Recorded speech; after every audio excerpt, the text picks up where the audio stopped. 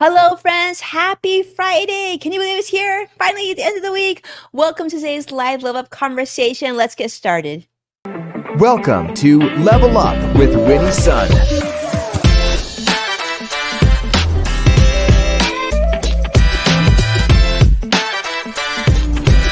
Award-winning financial pro. Get ready. Level Up with Winnie Sun. Well, hello, friends. Welcome to the show. I guess in the beginning there was like a delay on my side, but we're here and we're live, as you can tell. For those of you who are brand new to the show, welcome. I'm Winnie, your host, an award-winning financial pro, a Forbes contributor, and a CNBC contributor and council member. And it is so fun to end the week with you. We are here live on many different social media platforms. So definitely jump in, introduce yourself. Let me know how your week's going. Are you looking forward to the weekend? And if you're doing something fun on the weekends, I want to hear about that too. Welcome, welcome, welcome. And I see, of course, Joshua joining us on YouTube Live, CrossX Fighter. Awesome. Always a treat to have you. And I never take it for granted. I'm so grateful for you being here and so many of you on all different platforms. Really cool. Thanks so much, Smarter Mom, for being here as well. All right, let's talk about where we're at currently. The Dow is up in the positive of 66 points. That's good considering how tough the week started off with.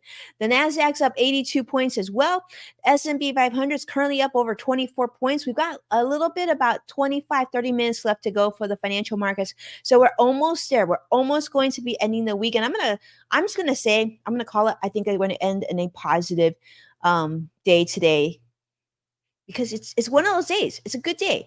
And speaking of good days, I have so much information to share with you on today's show. There was so much interesting, fascinating things to talk about, business related news from yesterday to today. It's crazy how much news is traveling.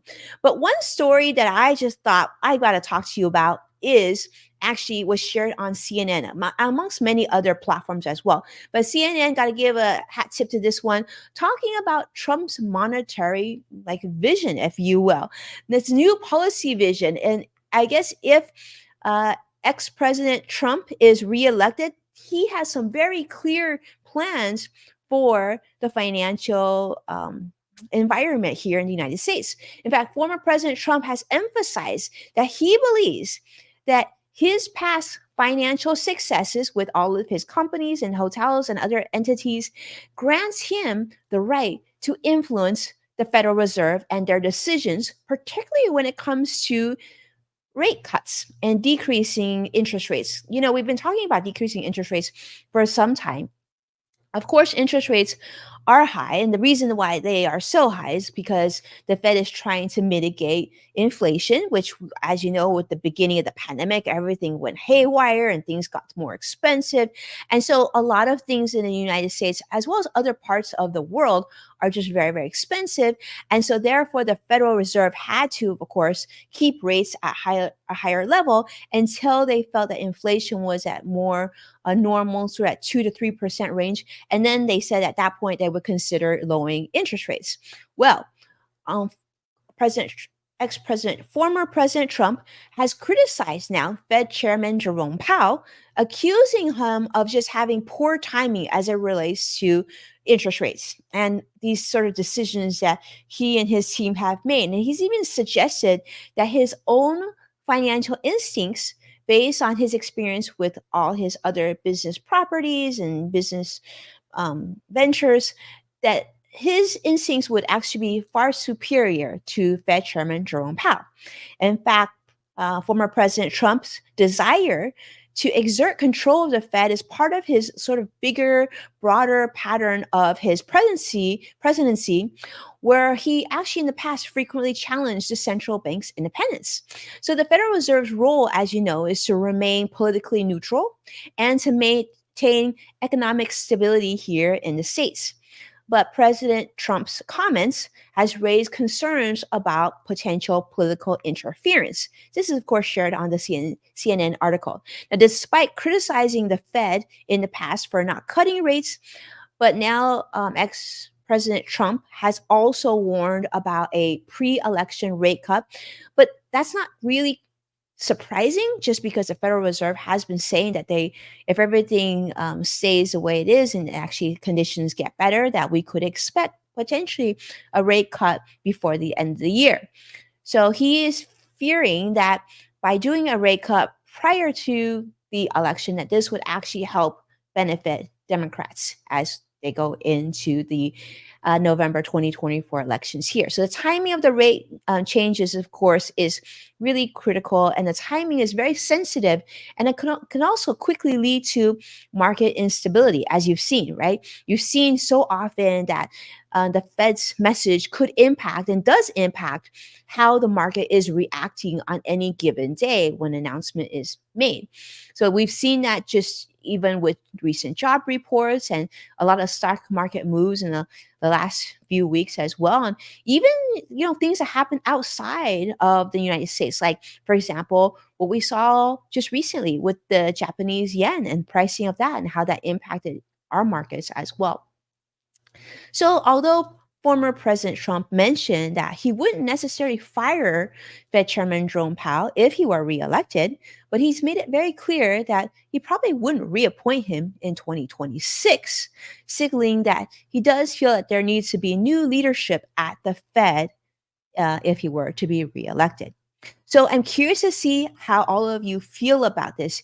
Do you agree? Do you disagree? Do you feel like the President of the United States should have that much control that not only are they making decisions on behalf of our country in terms of safety, rulemaking, lawmaking, and whatnot, but also that they should have the power to dictate where interest rates lie here in the United States? Should there be a Federal Reserve? Or in this case, if the Federal Reserve doesn't have the power and ability to make those changes to interest rates, does that power, should it reside with the president in the White House? Of course, we do know that not every president has come from a background of business finance. And I think we would agree, even as someone like myself who has 20 plus years of experience in the financial industry, I don't even know that I would feel comfortable making these decisions about interest rates on behalf of the entire nation, knowing that that doesn't end just at our borders, that the decisions that you would make in terms of inflation and in terms of fiscal policy here in the United States has a greater abundant role and impacts other countries all across the globe. So I want to know what you think about this. I think this, to me, needs further discussion, needs more consideration.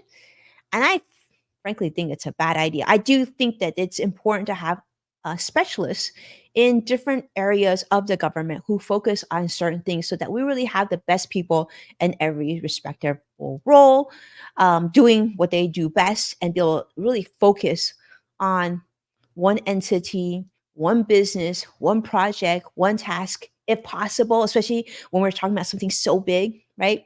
But I want to know what you think. How do you feel about that? Who do you think should be in charge of the Fed? And do you feel like that a president should be in charge of deciding when interest rates should be cut or increased, or if they should be they should stay put exactly where they are to help mitigate inflation and to keep our country healthy and ideally away from a recession or recessionary periods or difficult financial challenges for not only the near future but long term as well. And let's be honest, we're talking about investing for our retirement, for our children's education, for so many very long term experiences that these decisions will impact far beyond a term of presidency. All right, so let's continue. I want to talk about this, and that is the 30-year mortgage rates. If you haven't heard about this, or if you've been on the sidelines looking to purchase a home or looking to refinance, well, this is going to be good news for you because the 30-year mortgage rates have hit a 2024 low amid what we've seen the last few days, the last few weeks of market turbulence. Okay. So, of course, it's shared by Reuters amongst many other financial publications. The US 30-year fixed rate fell to a 6.47% this week, which is the lowest since we've seen since May of 2023. and it was down from 6.73% just the previous week. Now, this rate drop, of course, follows market volatility that we saw by a softer than expected employment report, and it hints from the Federal Reserve about, well, you guessed it, possible rate cuts in September. Now, I've been talking to a lot of people, and a lot of people have been asking me, do you think a rate cut's going to come before September? Do you think it will happen in September? And I will say this, I think there's always a potential that it could occur before September. I don't think that there's great likelihood it would occur prior to that time, simply because I think a lot more things have to go right and improve. And I don't know that we're there yet. Now, that being said, it could also be on the flip side. It could be enough things that are concerning, that are impacting the feeling and the consumer confidence of the American public. There could be other reasons why the rates would be reduced sooner than later. But right now, I don't think so. I think September maybe is going to be the earliest. But just giving an idea, a year ago, the 30-year mortgage rate was like much, much higher, almost at 7%, which highlights sort of a recent downturn trend. In fact, we've seen that there's been definitely more of an interest in people refinancing just in the recent days as well. So the decline in rates has definitely led to a rise in refinancing, and refinance applications are making up about 42% of all the mortgages taking place, which is actually the highest it's been since March of 2022. And for those of you who remember the early days of the pandemic, certainly mortgage rates were a lot lower. I know many, many of you refinanced, or some of you even perhaps bought property. So hopefully your rates are a little bit better. And I see CrossX Fighter says that he agrees. So thank you so much for agreeing. But I'm just, I think it's good to have these discussions, right? Like, we can't just be in a funnel and just take everything for face value, right? Do we think that the president should have control of the Federal Reserve? That's a question that you would need to answer. Do we feel that, mortgage rates and whatnot are still too high? That's something you would need to answer for yourself as well. So all these different things important that we discuss. All right. Speaking of more things, I guess I want to talk to you about this. This is a big one. This was also shared recently, and something that we talked a lot about on this show about artificial intelligence. Well, AI is, we are not facing an issue. And what is this issue? It is a data crisis. That's right. In fact, there's now starting to be a shift towards synthetic data. We got to talk about this. This is shared on Business Insider. The industry is confronting a critical shortage of human generated data. Data that reporters put out there, researchers put out there, maybe our comments on social media platforms. Well, now they're saying that they need more. The AI tools need more. Now, the predictions is that usable textual data could actually run out by 2028, which would actually force companies to explore alternatives, or what they call synthetic data. That's a new word for you, synthetic data. Have you ever heard that before? I haven't. This is the first time I heard about it. But synthetic data. So companies like OpenAI and Google are now turning to synthetic data, which is AI generated information, so that they can continue to train their models. So this approach kind of promises an endless supply of data. But of course, as you guessed, this also comes with significant risks. Not to say that traditional data is free of risk as well, but can you imagine like synthetic data that's driven by AI, powering AI? That's a lot of synthetic artificial stuff there. So potential risks of synthetic data, of course, that research suggests that when we over rely on synthetic data, that this can actually degrade AI performance, which leads to the possible of model collapse, is what they're calling it, where AI systems produce more and more poor quality outputs.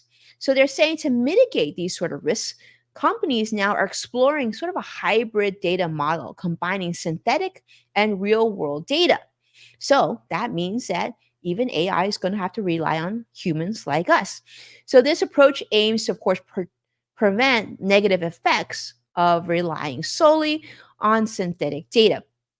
Now, although synthetic data offers sort of a stopgap solution so that we don't run out of data in 2028, many people are still warning that this isn't going to address sort of the deeper issues, such as AI's lack of true reasoning and get this planning capabilities. That's right. So, for many of you who are thinking that AI could just take over everything, it may just not. I do think in the financial industry, this is one area, or working with your medical professional, there's or doctors, right? Or nurses. There's still a lot of things that require that human touch, even with like in the classroom with teachers and how they teach, because people aren't computers and we're programmed a little differently. And some of us need more time and less time. And there's a lot of soft skills that are necessary for us to move from point A to point B. And not all of these things can be solved so quickly by AI. All right. Next story that I want to share with you is about electric vehicles and hybrid vehicles. Because as you know, this is big talk here in the United States, and we've talked about companies such as Tesla and Rivian and many other companies like BMW and Ford and GM, and really sort of that going all in alternative fuels, right? Alternative ways to power vehicles. Well, get this.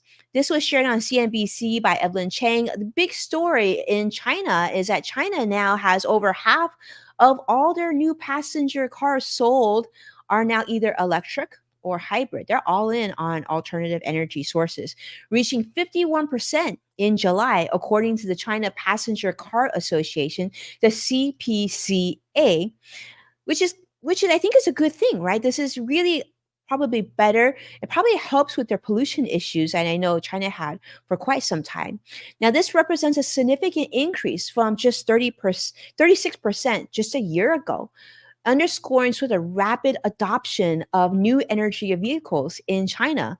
I mean, that's really cool. So it's called new energy vehicles, or NEVs is what they're using. So battery versus hybrid. While battery only electric vehicles have continued to outsell hybrids in July last month, but that we're seeing more consumer preferences are increasing leaning towards hybrid models, as indicated by sales. And they're saying companies such as BYD and Li Auto, definitely seeing people leaning and liking not just electric but also hybrid vehicles, and also these new electric vehicles or new energy vehicles. Overall car sales in China did drop about a little less than 3%, 2.8% in July, which does highlight, of course, the economic challenges and the very intense competition in the vehicle market, which has also sparked a price war among many automakers there in China as well. But China's NEV market has definitely been bolstered by many changes, including government subsidies and policies, including trade-in incentives for their old vehicles to new energy vehicles, and unrestricted road access for NEVs in cities, unlike gas-powered vehicles. I mean, that's just brilliant, right? That's not saying that you can't own a gas-powered vehicle. They're saying that if you have a new energy vehicle that is more efficient, right, and that doesn't impact the maybe doesn't impact the environment like gas powered vehicles, you have access to more roads, which is so cool. Because yeah, I mean that's kind of brilliant, because if I owned a vehicle, I would want to go on different roads, and so I would be forced to buy an electric vehicle or hybrid vehicle. Makes sense. So in contrast to the United States here, so far we have had a rate of only 18% as of the first quarter of 2024 of new vehicles being new energy vehicles, which demonstrates really the slower adoptions compared to China's very much booming new energy vehicle purchases. So China automakers like BYD are also expanding now into the luxury segment, with models like the Yangwang U8, which is now going to be priced over $160,000, which reflects sort of diversity of new energy vehicle sales in China, that people of all different walks of life like this alternative energy source vehicles. As someone who drives an electric vehicle, I drive a Tesla, and I'm going to say one of the things I absolutely love is waking up to a full a full tank of electricity, if you will. I won't have to go to the gas station. It's like ready to go, and it's great. I mean, mine is powered by solar panels that I put in a long time ago. But I do think when we have sort of those incentives that in place from the government, that helps a lot. And I love the idea of expanding to different roads. I do think that would make an impact to getting more adoption on these sort of vehicles for sure. All right, so the last story I have here is about Paramount Global. Paramount Global has made an announcement that they're going to be laying off about 50% of their workforce here in the United States. Unfortunately, this was also shared on Fox Business, talking about how this is going to affect, of course, a lot of employees. We're talking about 2,000 employees. Or this is part of their broader strategic restructuring program. The layoffs are going to take place between now and the end of the year and primarily target people in marketing, communications, along with like streamlining corporate functions that they have in finance, legal, and tech. So the job cuts are going to be coming within weeks here, and they'll be done before the end of the year, and they're going to be linked to a $500 million cost saving initiative that they announced in June, part of a $2 billion efficiency plan in collaboration with Skydance. So Paramount, of course, will incur quite a bit in of sort of quite a cost in the third quarter related to these layoffs. And you might ask why. Like if you're laying off people, wouldn't you save money? And that's not actually the case. Many companies, when they lay off employees, then also provide severance packages or they pay out maybe vacation pay and other things. So they're definitely expensive to lay off employees as well as to keep employees. Just depends on what their overall strategy is at any company. But despite the challenges, Paramount's leadership they say they're still very committed to strategic plan. They definitely want to do more like direct to consumer business and whatnot. So we'll see. And I lied. I told you that was my last story, and it's not my last story because I got more to share with you. So I also want to share with you that Samsung is recalling 1 million stoves. And I want to share this story because it's a big one. Now, if you have Samsung appliances at home, make sure that if you have a Samsung stove, that you pay attention to this. So this is shared in the New York Times. They've issued a recall for over 1.1 million electric stoves after reports of the accidental igniting, which led to 250 fires, dozens of injuries, and at least 7 pets were killed in this as well. It's really, really sad. So the recall does involve 30 different models of Samsung electric ranges that have been sold since 2013. So if you have a Samsung stove, you better take a look at it. And just even if you thought you bought this a long time ago, you probably want to check into this. So these have been prone to accidental activation, sometimes by pets or humans unintentionally just brushing against the knobs.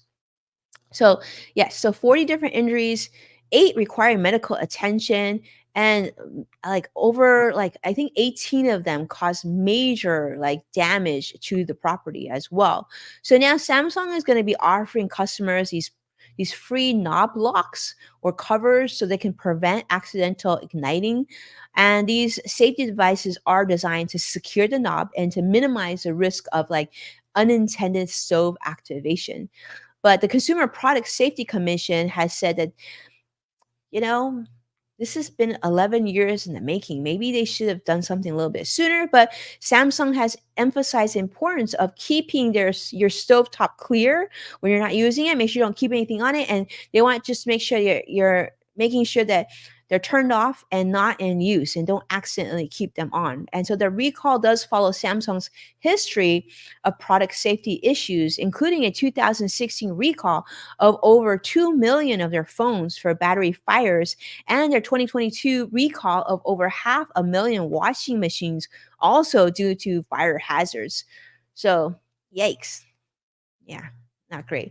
And speaking of things that are not great, we got to talk about the listeria outbreak too, linking to Boar's Head deli meats, which unfortunately claimed a third life this week. This is shared on NPR.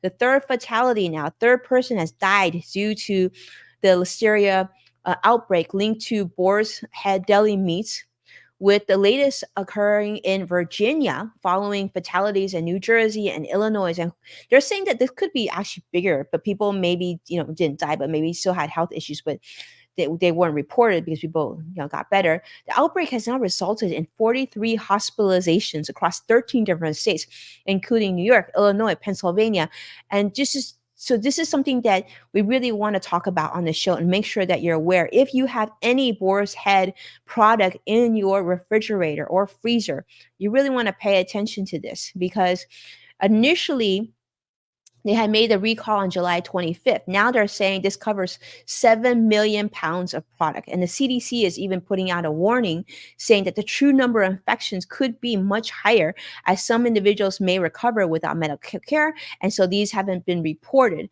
But some of the symptoms that you might experience if you've had these health issues, Listeria infection symptoms will include muscle aches, fever, confusion, even with severe cases potentially affecting vulnerable populations, pregnant women, the elderly. Yikes. So customers are advised, of course, to dispose of any of these deli meats. And of course, if the deli meats were to have touched any surface, being it your refrigerator, cutting board, anything, make sure that those are thoroughly cleaned and sanitized. Okay.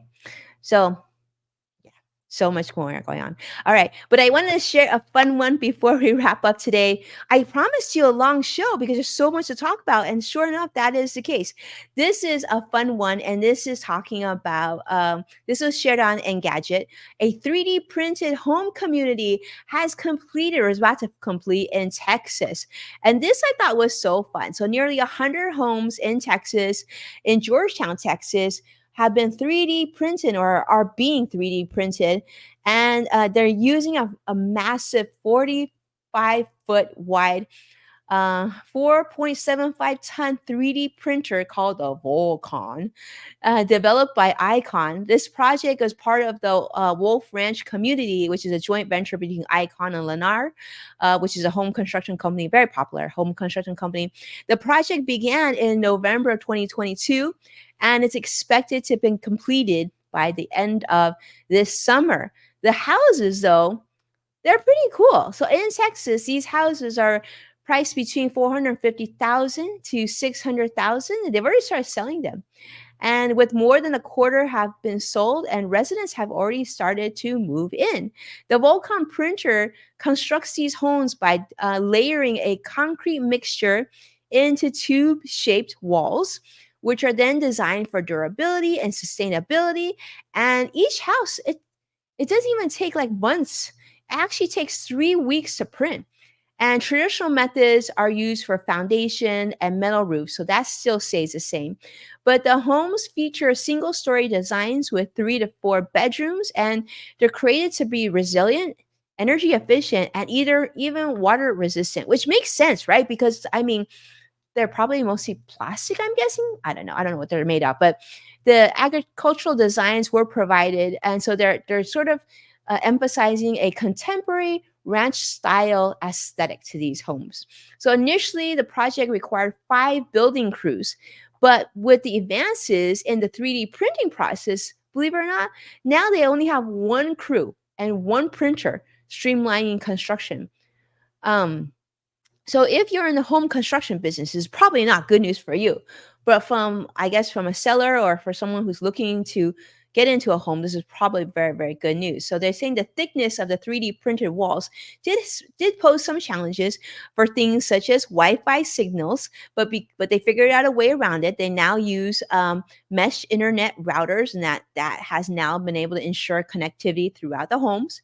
But yes, so these Icon's 3D printing technology has garnered so much attention that now even NASA is exploring the potential for constructing these 3D printing structures on the moon as part of their Artemis moon exploration program, which is set to launch its first crew next year in 2025. So with that, let's see how the market closed. The market closed positive, like I said, probably would. Dow closed up 51 points. Nasdaq closed up 85 points here, and the S&P 500 in the positive over 24 points as well. So I think we can agree that it's been a great Friday. And more importantly, I hope that you have a most wonderful weekend. And then, of course, we can look forward to seeing each other again next week on Level Up Live. But do me a favor, hit that like button and subscribe to stay updated with all the latest content and to watch past full episodes of Level Up with Winnie Sun. Check me out on NASDAQ, Amazon Fire, Samsung, LG, Roku, and many other streaming platforms. And when sharing an episode, thank you so much for tagging at Winnie Sun to show your support. I can't tell you how much I appreciate that. And of course, if you want to check out Yes Factor with Winnie Sun, which is a podcast, you can also check that out on Apple Podcasts or anywhere else that you tune into podcasts. But with that, have a wonderful weekend. Thank you for your friendship, your support to the show. I appreciate you so much. And if there's anything that hits your radar that you think I should be thinking about or adding to the show, definitely send me a message. My direct message is always open. I'm really active on many of the social media platforms. So just send a message and would love to see what you're thinking. And of course, your thoughts on this show. And of course, sharing is caring. Thank you so much for your time. Be well. See you next week. Bye bye now.